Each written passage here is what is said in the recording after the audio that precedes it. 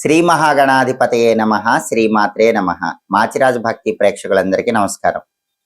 ఫిబ్రవరి 6వ తేదీ శుక్రవారం అర్ధరాత్రి 1:11 నవగ్రహాలలో శుక్రుడు మకర రాశిలో నుంచి కుంభరాశిలోకి మారుతున్నాడు. శుక్రుడి కుంభ సంక్రమణం జరుగుతోంది. శుక్రుడి సంచారంలో మార్పు, శుక్రుడి ట్రాన్సిట్లో చేంజ్ జరుగుతోంది.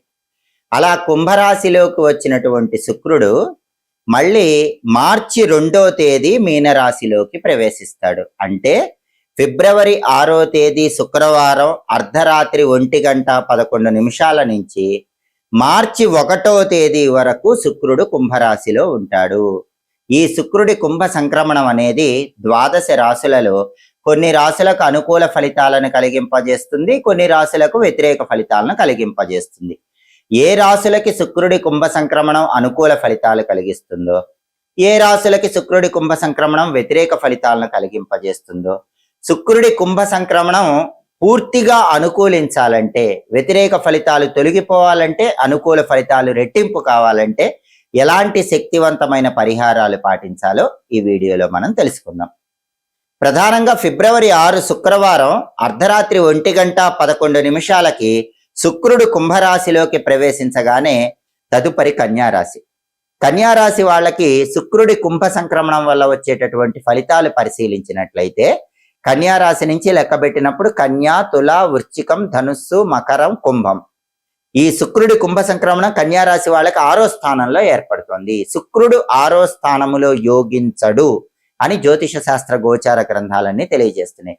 మరి ఏ ఆస్పెక్ట్స్ లో యోగించడు, ఏ ఆస్పెక్టుల్లో శుక్రుడు కన్యారాశి వాళ్ళకు వ్యతిరేక ఫలితాలు ఇస్తాడు?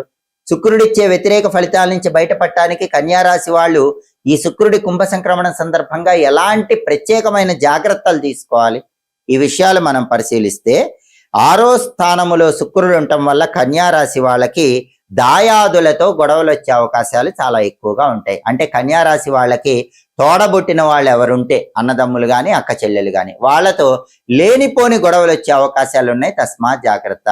కాబట్టి అన్నదమ్ములతో కలిసిన అక్క చెల్లెలతో కలిసిన వాళ్ళతో గొడవలు రాకుండా జాగ్రత్తగా మాట్లాడండి, సామరస్యంగా మాట్లాడండి. వాళ్ళు ఏదైనా తప్పుగా మాట్లాడినా మీరు చలించకుండా చిరునవ్వుతో మౌనంగా మీ పని మీరు చేసుకుంటూ వెళ్ళండి. అప్పుడు ఆ గొడవ పెద్దది కాకుండా దాయాదులతో, అన్నదమ్ములతో, అక్క చెల్లెలతో ఎలాంటి గొడవలు లేకుండా అనుకూల ఫలితాలు పొందవచ్చు. అలాగే 6వ స్థానంలో శుక్రుడు ఏం చేస్తాడంటే మీ అన్నదమ్ములు కానీ మీ అక్క చెల్లెళ్ళు కానీ మీరు చిన్న మాట మాట్లాడినా సరే ఆ చిన్న మాటను గోరంతలు చేసి కలహాన్ని పెంచి పెద్ద చేసి తప్పంతా కూడా మీ మీదే ఉన్నట్లుగా, మీ వల్లే ఇంత పెద్ద జరిగినట్లుగా నిందలు వేయాలని ప్రయత్నిస్తారు. అలా మీ అన్నదమ్ములు అక్క చెల్లెళ్ళు ఎందుకు చేస్తారంటే మీకు శుక్రుడి కుంభ సంక్రమణం 6వ స్థానంలో జరిగింది. శుక్రుడు 6వ స్థానంలోకి ప్రవేశించాడు కాబట్టి మీ తప్పు లేకపోయినా మీ దాయాదులు చిన్న విషయాన్నే మీ మీద పెద్ద నిందగా చేసి గొడవ అవ్వటానికి మీరే కారణం అంటారు. కాబట్టి మీరేం చేయాలంటే చిన్న విషయంలో కూడా అన్నదమ్ములను కానీ అక్క చెల్లెలను కానీ విమర్శించకండి. ఒకరి దగ్గర ఇంకొకరి గురించి తప్పుగా మాట్లాడకండి. వాళ్ళు మీ గురించి ఏదైనా తప్పుగా మాట్లాడినా మౌనంగా చిరునవ్వుతో ప్రవర్తించండి. అప్పుడు శుక్రుడి 6వ సంచారం వల్ల వచ్చే వ్యతిరేక ఫలితాలన్నీ అధిగమించవచ్చు. వాళ్ళతో సత్సంబంధాలు అనేవి కొనసాగుతూ ఉంటాయి. లేకపోతే వాళ్ళ స్వార్థపూరితమైన ఆలోచనలు ఏం చేస్తాయి అంటే వాళ్ళందరూ ఒక్కటైపోయి మిమ్మల్ని ఏకాకిగా చేసే అవకాశాలు కూడా ఉన్నాయి. అలాంటిది జరగకుండా మీరు ప్రత్యేకమైన జాగ్రత్త తీసుకోవాలి. అలాగే జీవిత భాగస్వామి కూడా అనారోగ్యం వచ్చే అవకాశాలు ఉంటాయి. కాబట్టి లైఫ్ పార్ట్నర్ ఆరోగ్యం విషయంలో కూడా కన్యారాశి వాళ్ళు స్పెషల్ కేర్ తీసుకోవాలి, ప్రత్యేకమైన జాగ్రత్తలు తీసుకోవాలి. అలాగే దాంపత్య జీవితంలో కూడా కొన్ని చికాకులు ఉంటాయి, ఖర్చులు పెరుగుతాయి. రూపాయి ఖర్చు పెట్టాల్సిన చోట 10 రూపాయలు ఖర్చు అయ్యే అవకాశం ఉంటుంది. కాబట్టి ప్రతి రూపాయి ఆలోచించి జాగ్రత్తగా ఖర్చు చేసుకోండి. అనవసరమైనటువంటి ప్రయాణాలు చేసే అవకాశాలు కూడా శుక్రుడు 6వ స్థానంలో ఉన్నప్పుడు కలుగుతాయి. కాబట్టి ఏదైనా ఒక ప్రయాణం చేస్తున్నప్పుడు కన్యారాశి వాళ్ళు దీనివల్ల ఉపయోగం ఉంటుందా లేదా అని 1కి 10 సార్లు ఆలోచించి ప్రయాణాలు చేయండి. ఈ జాగ్రత్తలు తీసుకుంటే 6వ స్థానంలో శుక్రుడిచ్చే వ్యతిరేక ఫలితాల నుంచి కన్యారాశి వాళ్ళు సులభంగా బయటపడచ్చు.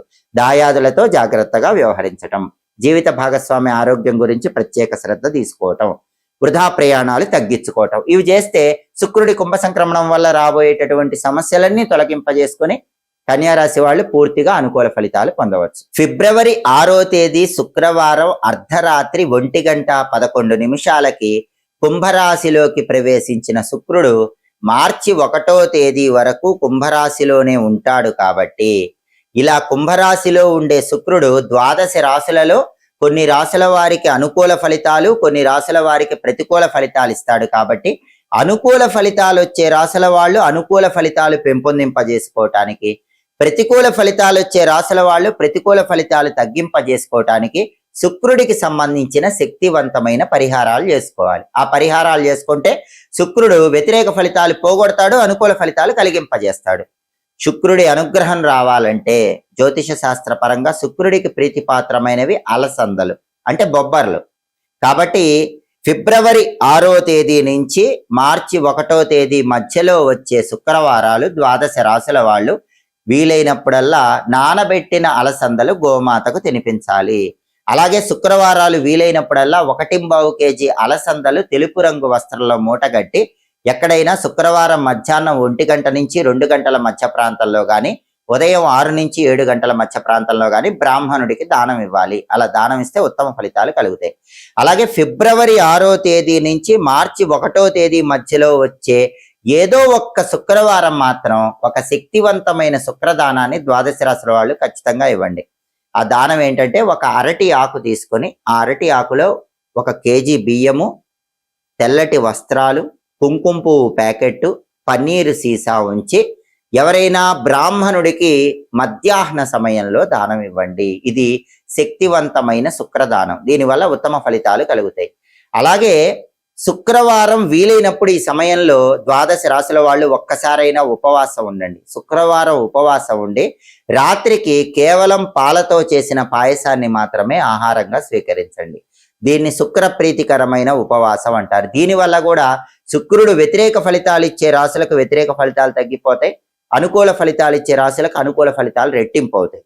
అదేవిధంగా శుక్రుడికి అధిష్టాన దైవం రాజరాజేశ్వరి దేవి అంటే లలితా పరమేశ్వరి దేవి. కాబట్టి ఫిబ్రవరి 6 నుంచి మార్చి 1 మధ్యలో వచ్చే శుక్రవారాల్లో మీకు వీలైన శుక్రవారం లలితా సహస్రనామ స్తోత్రాన్ని చదవటం కానీ వినటం కానీ చేయండి. లలితా సహస్రనామం వింటేనే అద్భుత ఫలితాలు కలుగుతాయి. అలాగే రాజరాజేశ్వరి అష్టకం అని ఒక ప్రత్యేకమైనటువంటి అష్టకం ఉంటుంది. ఆ రాజరాజేశ్వరి అష్టకాన్ని చదివినా విన్నా కూడా శుక్రుడు సంపూర్ణంగా యోగిస్తాడు. అయితే స్తోత్రాలు చదవటం వినటం ఇవి వీలు కాని వాళ్ళు శ్రీమాత్రే నమః, ఓం శ్రీ రాజమాతంగ్యై నమః ఈ 2 మంత్రాలు మాత్రం ఫిబ్రవరి 6 నుంచి మార్చి 1 మధ్యలో వచ్చే శుక్రవారాలు వీలైనన్ని సార్లు చదువుకోండి. కనీసం 21 సార్లు చదువుకున్నా కూడా శుక్రుడి సంపూర్ణమైన అనుగ్రహానికి చాలా సులభంగా పాత్రలు కావచ్చు. వీలైతే శుక్రవారం పూట అమ్మవారి ఆలయానికి వెళ్ళి అమ్మవారి ఆలయంలో ధ్వజస్తంభం దగ్గర ఆవు నెయ్యి దీపాన్ని వెలిగించండి. ఇలా వెలిగించడం ద్వారా కూడా శుక్రుడిని సులభంగా ప్రసన్నం చేసుకొని సమస్త శుభ ఫలితాలను సిద్ధింపజేసుకోవచ్చు. కాబట్టి శుక్రుడి కుంభ సంక్రమణం విశేషంగా యోగించాలంటే ద్వాదశ రాశుల వాళ్ళు ఈ ప్రత్యేకమైన పరిహారాలు పాటించండి. శుక్రుడి యొక్క సంపూర్ణమైన అనుగ్రహానికి సులభంగా పాత్రలు కండి. ఎప్పటికప్పుడు జ్యోతిష శాస్త్ర పరంగా గ్రహాల సంచారంలో వచ్చే మార్పు గురించి తెలుసుకోవాలనుకుంటున్నారా? గ్రహాల సంచారంలో వచ్చే మార్పు మీ రాశికి అనుకూల ఫలితాలు ఇస్తుందో ప్రతికూల ఫలితాలు ఇస్తుందో తెలుసుకోవాలనుకుంటున్నారా? అనుకూల ఫలితాలు ఇస్తుంటే అనుకూల ఫలితాలు రెట్టింపు చేసుకోవటానికి, ప్రతికూల ఫలితాలు ఇస్తుంటే ప్రతికూల ఫలితాలు తగ్గించుకోవటానికి ఎలాంటి శక్తివంతమైన పరిహారాలు పాటించాలో తెలుసుకోవాలనుకుంటున్నారా? అయితే మాచిరాజ్ భక్తి ఛానల్ తప్పకుండా చూడండి. మా వీడియోస్ మీకు నచ్చినట్లయితే మా ఛానల్ లైక్ చేయండి, కామెంట్ చేయండి. మా ఛానల్ వీడియోస్ 10 మంది మిత్రులకు షేర్ చేయండి. మా ఛానల్ సబ్స్క్రైబ్ చేసుకోండి. పక్కనున్న బెల్ సింబల్ నొక్కటం మాత్రం మర్చిపోకండి. సర్వే జనాః సుఖినో భవంతు. స్వస్తి.